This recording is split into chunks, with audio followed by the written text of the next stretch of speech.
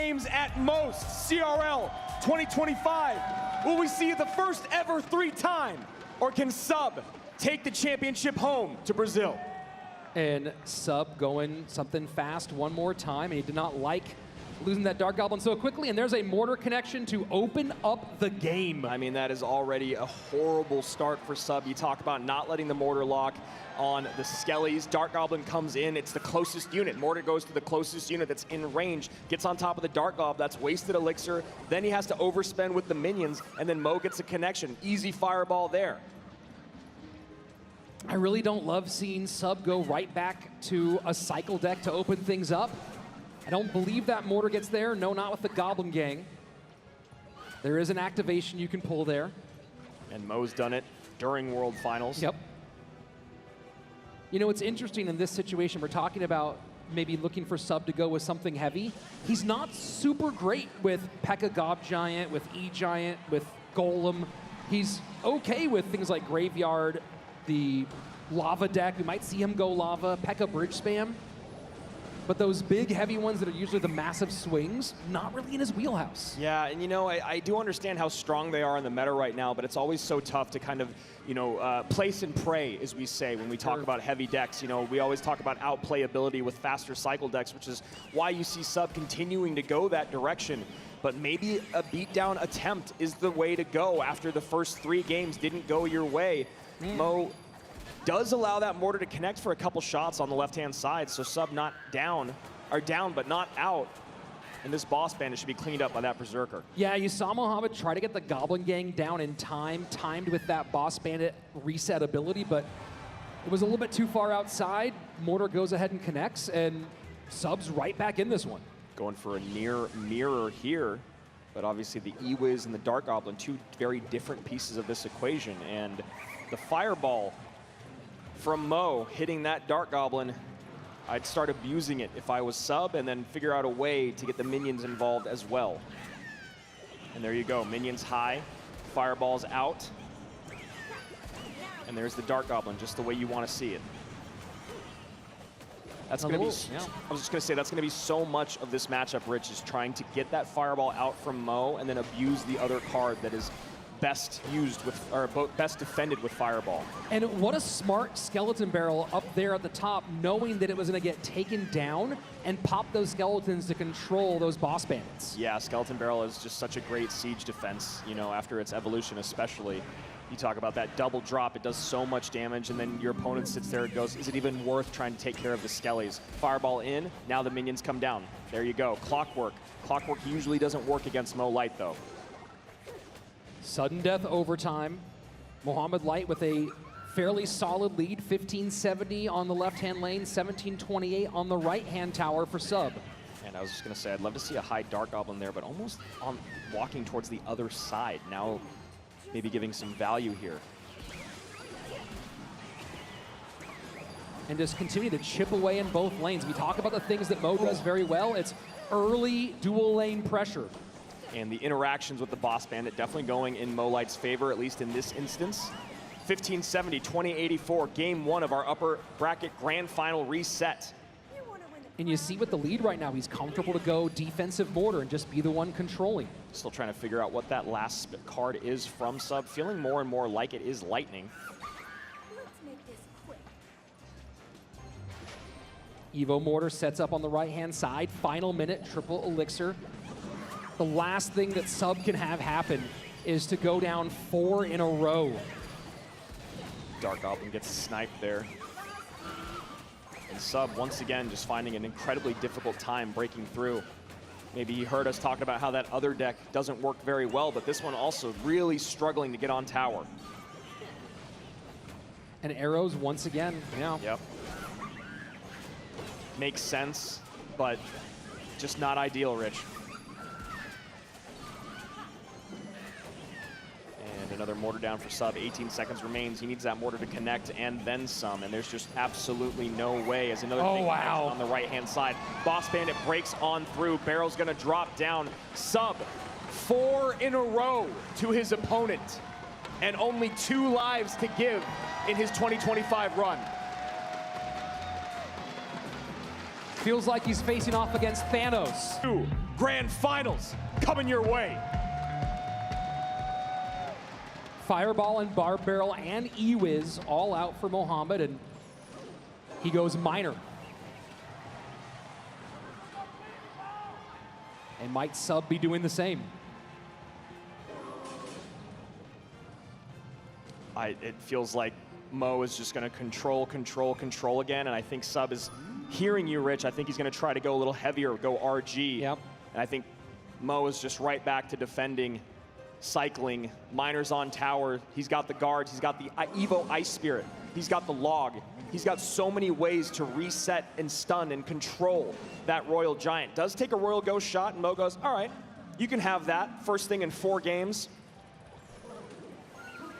Generally, Sub is viewed as being pretty good with Royal Giant. We haven't seen him play it a lot in competitive compared to the more cycle-heavy stuff he's been doing. We saw him do great with it against Pedro earlier today, so I like that he's going back to something that did work. Mo already recognizing, all right, I know what I'm up against.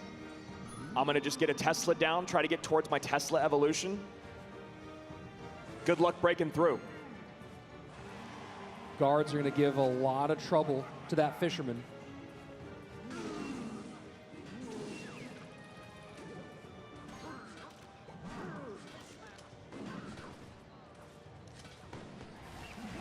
And the tension in this room right now, Andrew. Yesterday we said it, I can echo it right now, as there's hundreds of people behind us and you could hear a pin drop. Waiting, hanging on bated breath to see, will the GOAT be the first ever to repeat the first 3 time? Or can the Cinderella story of Sub continue on? First Royal Giant. I just don't know how you're going to break through, how you're going to beat the cycle. Teslas are out early. Guards are always there to protect the Fisherman. Logs and Ice Spirits. Oh my. Oh my, indeed. Evo Tesla out preemptively. I mean, and look at that. That's just one of those things where you're like, I don't even care about playing my Evo when you're not on offense. I just need to, just Sim City, as we call it. Buildings down, always gonna have that second building ready. You have another RG, I have another Tesla.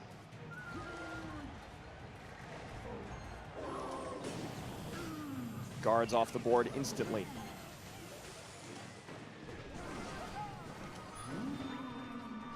Lead is, for the moment, for Subs, 27-13 to 26-68.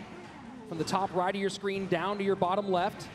And now Sub gets aggressive at the bridge. And hyper aggressive at the bridge. Log plus E-Spirit to clean up the guards. And I was gonna say, should get a shot, but there's that Evo Ice Spirit we were talking about. Just so many ways to control this game. The only way to win this is for an Evo Royal Ghost to cause problems on Sub's end. That's what Sub needs to have happen. How can I make the Evo Royal Ghost make Mo spend more than he wants? And Mo goes, I'm very happy to take that tower damage, sir. Thank you. Yeah, we saw him doing that the other day. Throwing this rocket on top of the cycled RG in the back.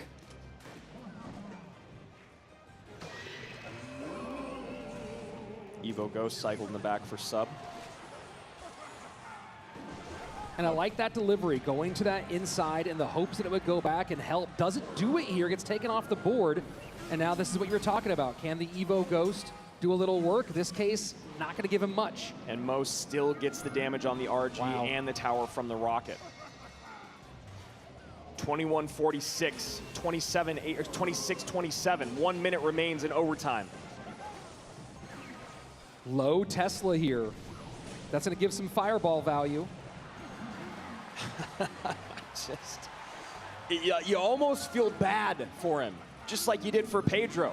There's just no way to break through.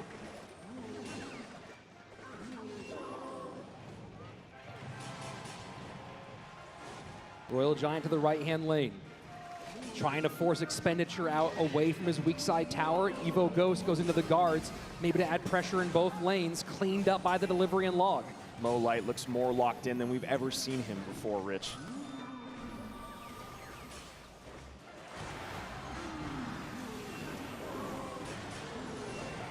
Just a few more moments of defense from Mohamed Light. We see the little smile. 5 in a row. Back back-to-back-to-back-to-back game wins. After doing it to Pedro. The precipice of history. Can Sub stop him? You see there his biggest rivals of Sub, Pedro and Mo Light. He was able to deal with one of them today. The other one, giving him a lot harder time. You see the Gob cage come out and Mo nod. Maybe he is going to the skies. Yep. Could also be going Piggies. Could be going Piggy Zappies. Zap makes me think to the skies. Zap certainly does feel that way. We have seen him run Royal Hogs pretty well, but Zap would be a strange choice. And Mo going with this very popular bait deck on ladder. We'll see if he's going to rock the Rascals or if he's got a different trick up his sleeve. I like this call from Mo, though, because you know Sub is feeling the pressure, and you have to have your micro interactions absolutely dialed to keep up with this deck that Mo's running, especially when you get to triple.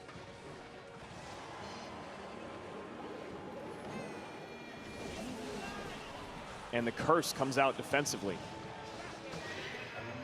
Damage in both lanes for Mohamed. Now he pressures the right-hand side. And Valkyrie doing a great job cleaning up that Royal Ghost evolution.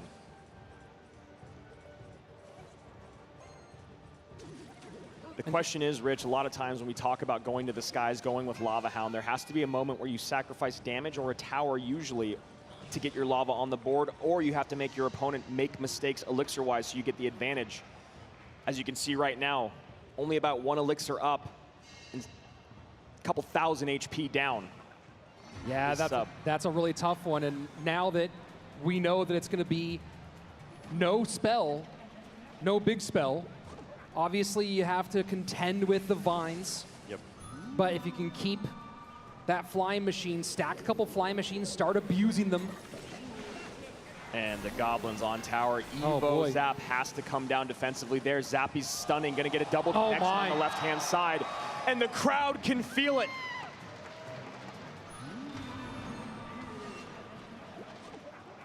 Dark Goblin to snipe, just in range. And the vines. And Mo knows. You can see it on his face. Greatness. The spell power. There's no way to deal with the Zappies and with the Dark Goblin. And the barrel goes in. Mo's got his hands on his head. And what a perfect curse. We're in sudden death overtime. Sub hanging on by a thread. 112 HP separates Mohamed Light from being the first ever 3-time. Oh my word, wall breaker. And the Vines comes in cycled on the left-hand side, 36 HP, 1 more Vines, 3 titles. And here we go. That is gonna be it. Vines hit, Mohamed Light, 3-time world champion. He's been the best in the game for years, but now it's undisputed. The reigning, back-to-back, 3-time world champion. The Pharaoh's done it again.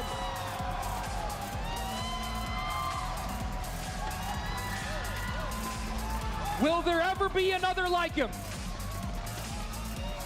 I don't believe so. That man right there is 1 in a billion. Him and Allen, so much work over the years.